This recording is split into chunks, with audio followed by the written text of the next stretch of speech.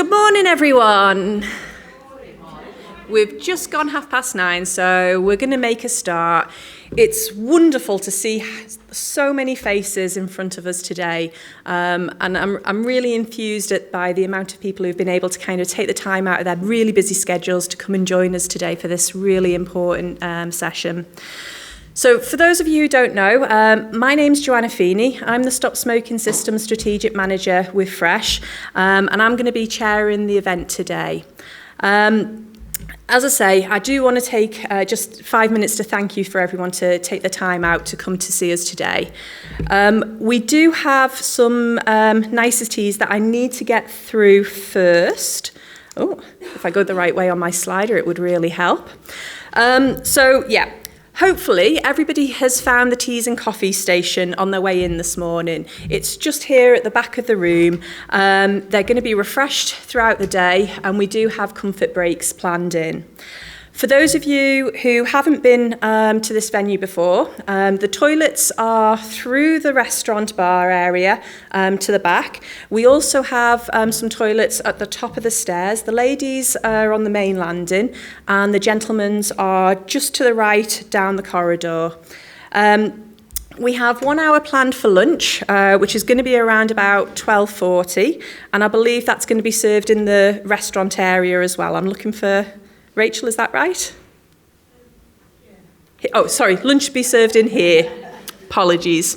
I've not been informed of any fire alarms, so if we hear one, we have to assume that it is real. So we're going to make our way out through the fire exits, and the meeting point is just outside the front of the hotel at the main entrance.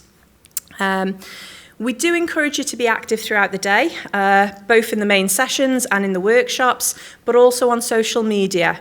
So we've got some selfie boards at the back. We've got the declaration board. Please do take photos, do tweet about it. We've got the hashtags there on the screen. And finally, can I remind people to put their phones on silent? And just respect the speakers who have given up their time to be here today. We do have a Mentimeter for today's session, so the code is on the tables in front of you. Please do use it. There'll be opportunities for you to ask questions via there as well. So as I say, we have a great agenda ahead of us.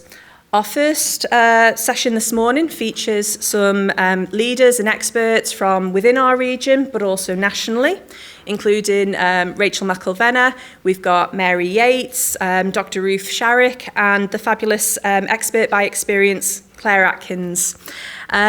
There is a slight change to the agenda that was sent out, you may have noticed. Instead of Kieran Lloyd-Carter joining us from NHS England, we have Professor Sanjay Agrawal joining us remotely. And he's going to do the update from NHS England. After this morning's refreshment break, we then have 5 different workshops that you can choose from. I think they should be on your badges, which ones you're going to. And they're going to be delivered over 3 workshop sessions. And I'm pleased to say that the wonderful Mary Yates is going to stay for the workshops and will be delivering her workshop on embedding cultural change to enhance recovery for people with mental illness twice. And in addition, we've got 4 further workshops with some of our wonderful SMI pilots who are going to share their learning and some of their reflections with you, so we can look to embed and normalise stop smoking support for people with mental illness. So before I introduce our first speaker, I just wanted to reflect on why it was really important that we look to ensure that we have the appropriate, effective stop smoking support available to people with mental illness. I'm sure you're going to hear a lot of this today, but smoking rates are significantly higher for people who have got a mental health condition when compared to the general population. And there is a strong association between smoking and mental illness. Often worries about mental health can be a barrier for people to make a quit attempt. And historically, we would actually hear professionals say things like, "It's their only pleasure. it's not the right time for them to quit smoking. Just let them continue to smoke. Professionals across the NHS and other organisations would actually enable smoking. They would treat it differently to other addictions such as alcohol or drug addiction, and they would allow people to self-medicate for the symptoms of anxiety, depression, boredom, loneliness. But we know that actually, the relief from nicotine withdrawal is temporary. And in the long run, continued smoking, it exacerbates mental health problems as well as physical problems. Tobacco smoke also interacts with many psychiatric medication, making it less effective, resulting in increased dosage and more side effects. And our stop smoking services, they were developed back in the 2000s with the traditional stop abrupt quit.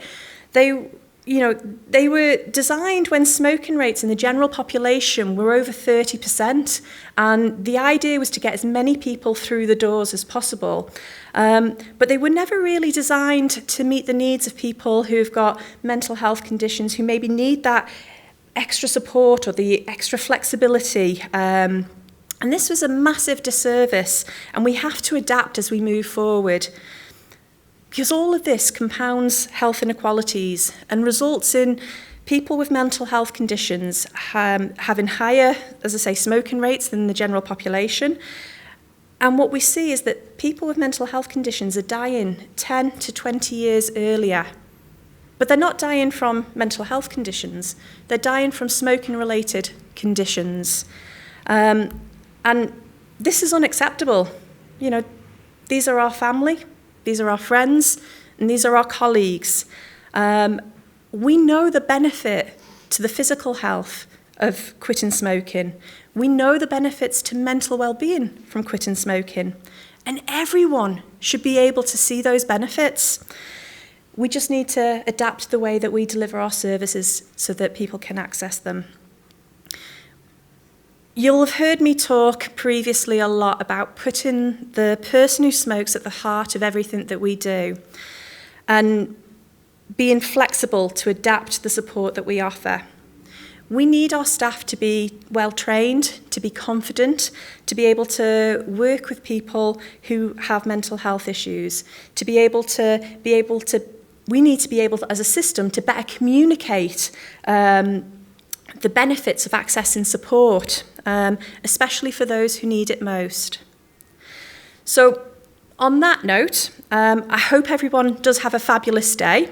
I would like now to invite Rachel McElvenna, who's the Smokefree NHS Strategic Manager for the ICB, up, and she's going to start your first presentation. Rachel.